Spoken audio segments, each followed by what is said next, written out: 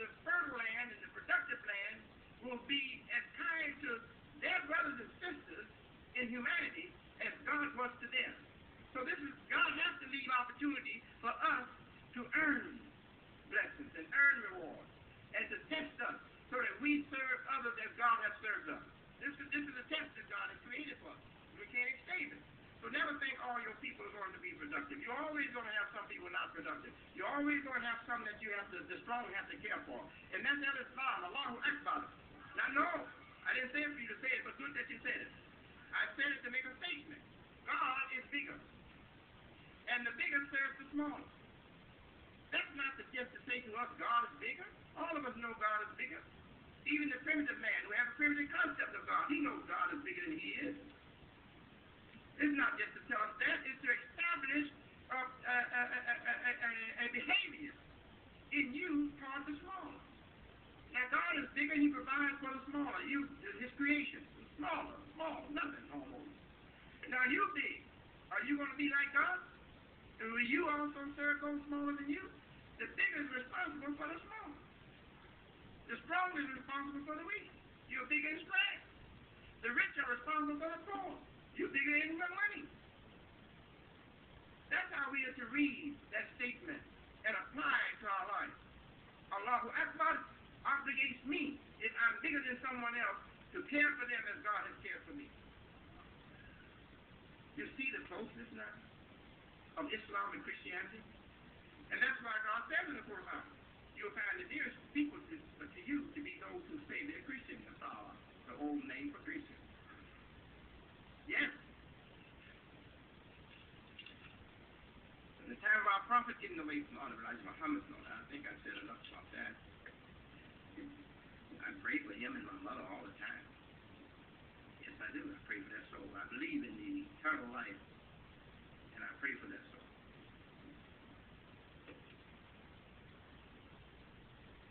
And I think I'm more an African than I am an American.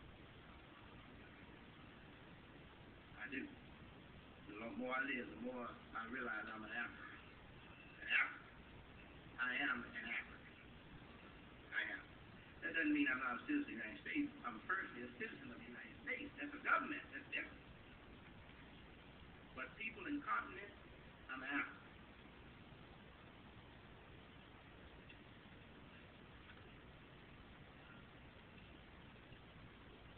Praise be to Allah.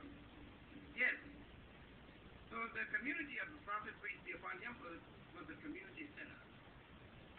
The mosque of the Prophet, correction, was a community center. That center was made a school. That center was made a welfare station. That center was made a city hall, a place for the council. Yes, sister, you would have met right there in the Prophet's mosque.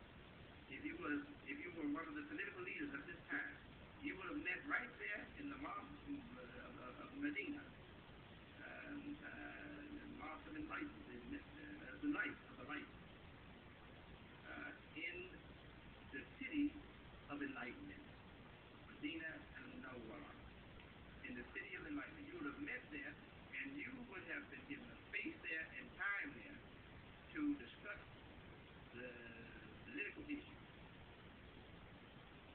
And you would have been meeting with leaders like yourself to improve the political life of the Muslim society. That space was everything. He made it a center for all of these. So really, a mosque is not just a place to pray. And sajda is not just putting yourself physically down on the floor. Brother Imam, sajda is not just putting your forehead face down on the floor. How do we know that? God said to the angels who were not open to his invitation to them to accept that he create a man on earth and give that man responsibility for himself and his descendants and his environment. They thought that wouldn't work. Because the human being had a nature to agree and disagree, to obey and disobey. God was. That's another thing we have to know. God is a believer. And a believer doesn't mean believing like we believe only. Believing means a trusting one. Because I believe in you, that means I trust you.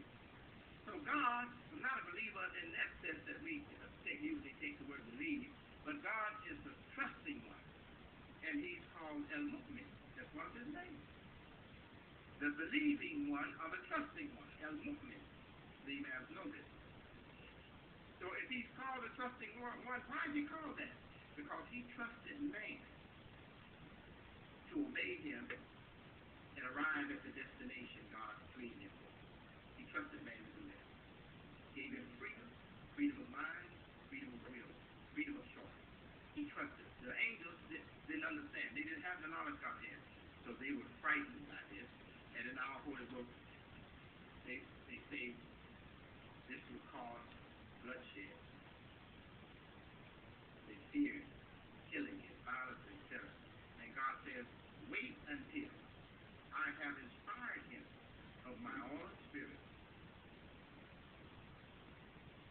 When God acknowledged this, that yes, the man I'm going to create with free will, freedom of choice.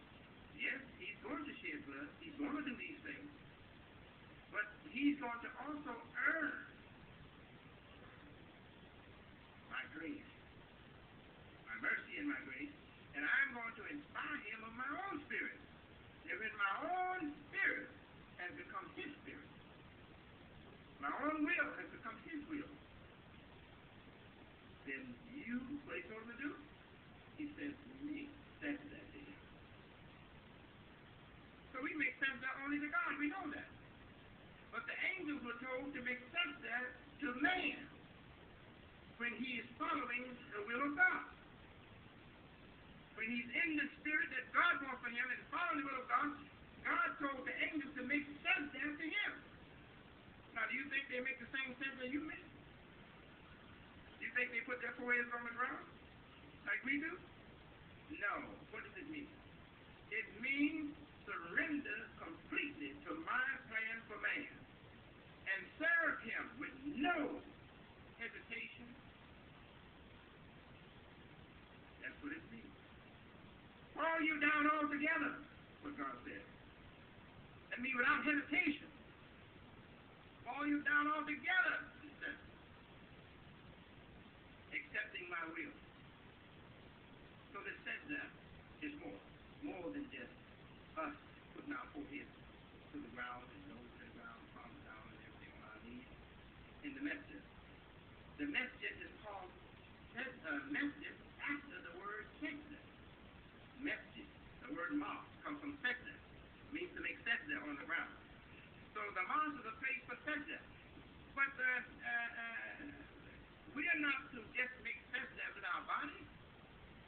We have to make sajda with everything in our power and in our control. Just like we surrender ourselves completely to God by putting ourselves in the baby position, we doesn't yet have the strength to pull his head up off the floor. On his hands and knees trying to get strength to pull his head up off the floor. Surrender as little babies on our hands and knees. We're supposed to surrender our whole life that way. You surrender your money that way. You surrender your intelligence that way. Surrender your education that way. Surrender your professional skills that way.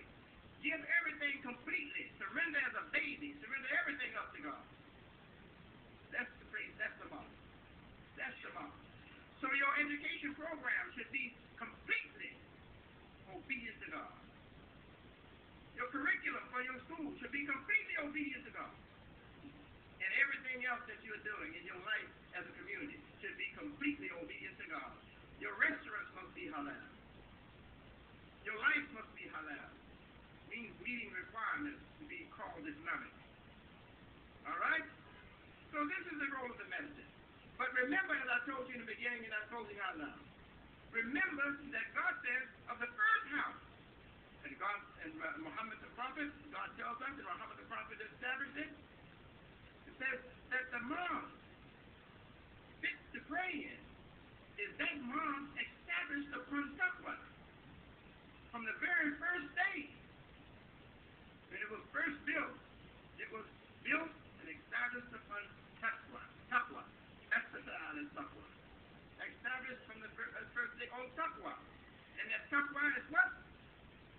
Muslims forget taqwa too. It's taqwa. You know, to fear God.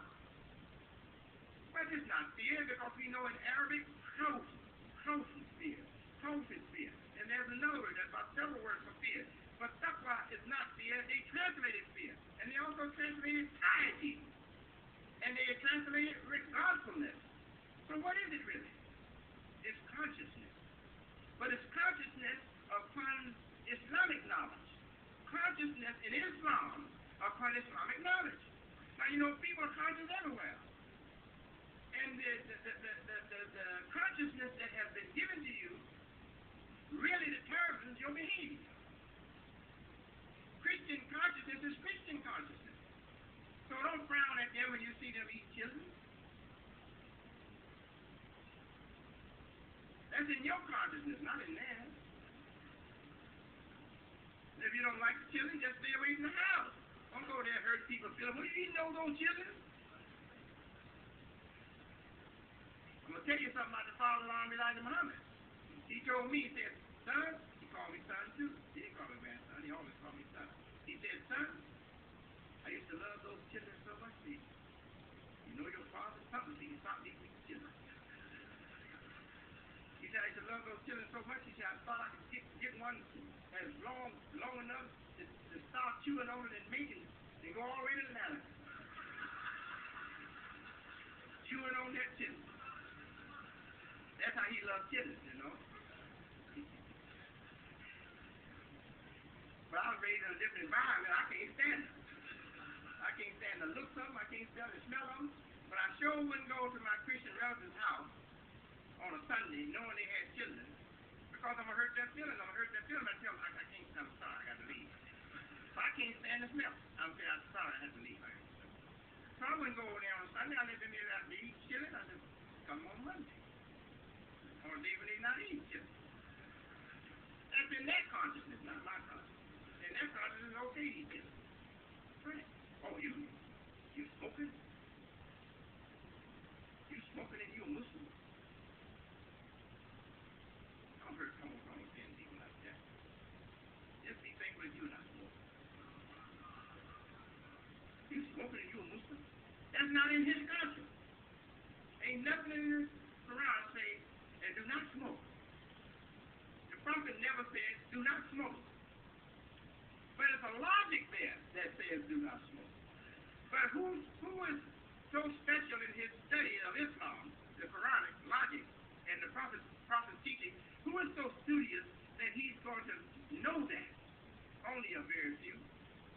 So we, the few who understand that logic, it's our obligation to teach the Muslim community at large the logic for condemning the smoking of cigarettes or the taking of tobacco.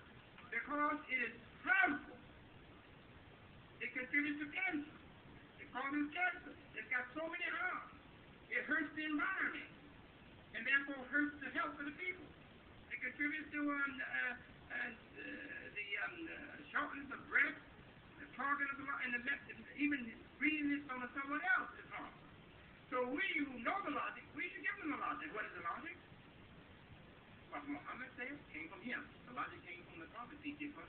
He said, if something has more harm in it than benefit to the people, it is to be condemned. Though he didn't say don't smoke, and Allah didn't say, God didn't say to us to don't smoke. We use logic that Muhammad gave us. If the harm in it outweighs the benefit in it, it's rejected, it's forbidden. So I can stand and tell you that smoking is unlawful. Smoking is haram in Islam. But you can't condemn people who don't know that, or who don't know that logic. You have to educate them first. Then after they've been properly educated, then you can condemn them. Then you can say, brother, you know that that's against Islamic teachings and behaviors. Why are you doing this? Why are you insulting us? Why are you boldly smoking in our presence? Then you can really get on it. Now I would mind some of your brothers throwing their book at him or something. Whipping with your nightstick if you got one, you know. It'd be different. He'd be knowledgeable. Consciousness is very important in Islam. Consciousness. And God says, goodness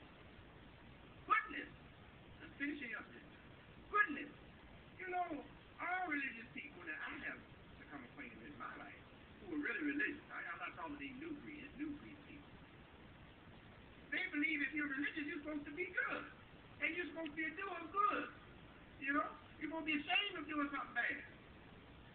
And God says that goodness, doing good, is closest to taqwa. Closest to taqwa. It means if taqwa, which is regardfulness, consciousness, regardfulness, or consciousness, or righteousness, is here, right here, then there's nothing next to it but goodness. But goodness. And why is that told to us? To tell us that people who are very conscious of doing good deeds, that they are close to the righteous. And the righteous is more than just doing good deeds. The righteous is believing in God. And believing is what it is, that is what believing. So what I've said here today in Tuskegee, Alabama, I hope that the leaders can work with each other and work with me to make our mosque more representative of this religion, so that the people will know us in our true image, in our true identity. They will not be afraid of us. They will not think we are narrow, cutting them out, and they will be embracing